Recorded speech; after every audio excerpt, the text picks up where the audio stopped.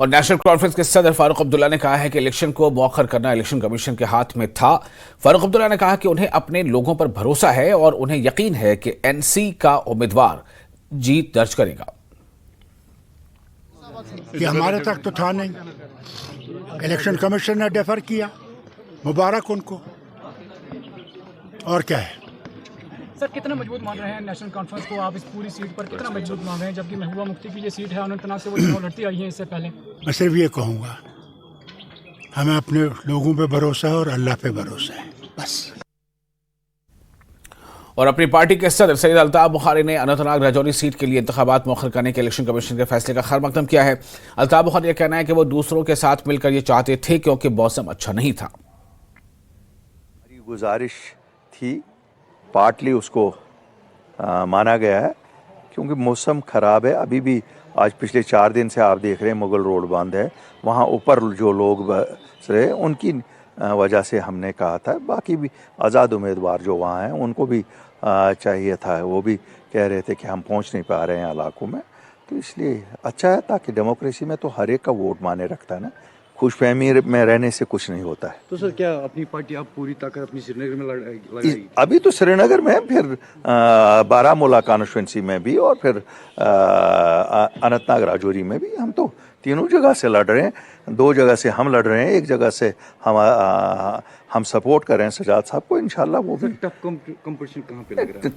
और जम्मू कश्मीर बीजेपी के सदर रविंद्र रैना ने श्रीनगर में पार्टी कैडर से मुलाकात की। उनके साथ तरुण चुग और दीगर सीनियर लीडरान भी थे।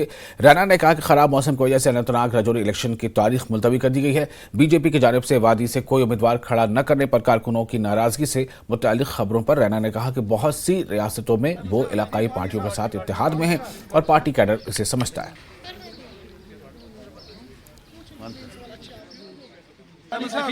भारतीय जनता पार्टी वादी कश्मीर में सबसे मजबूत तरीन सियासी जमात है। आज कश्मीर के हर गांव में, हर शहर में बीजेपी का तंजीमी नेटवर्क है। हजारों की तादाद में हमारे एक्टिव वर्कर्स हैं, लाखों की तादाद में वादी कश्मीर से हमारी मेंबरशिप है। देखिए, कभी कभी कोalition बनता है।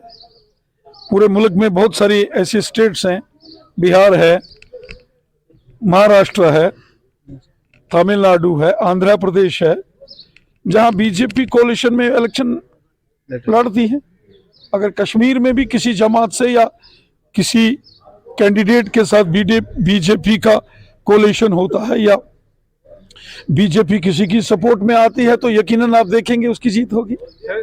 भारी बर्फबारी के चलते वादी कश्मीर को राजौरी पुंछ से जोड़ने वाला मुगल रोड पूरे तरीके से बंद हो चुका है।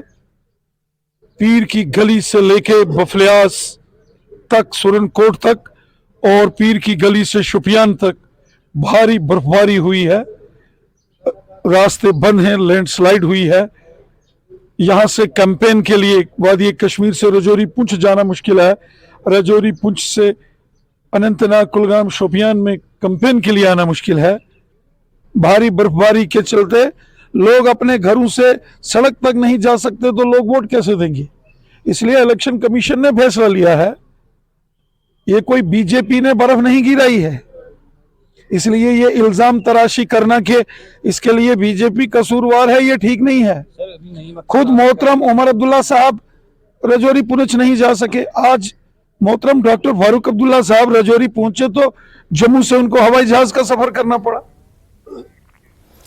और फिलहाल एक छोटा सा ब्रेक लेंगे, ब्रेक के बाद खबरों का सिलसिला जारी रहेगा।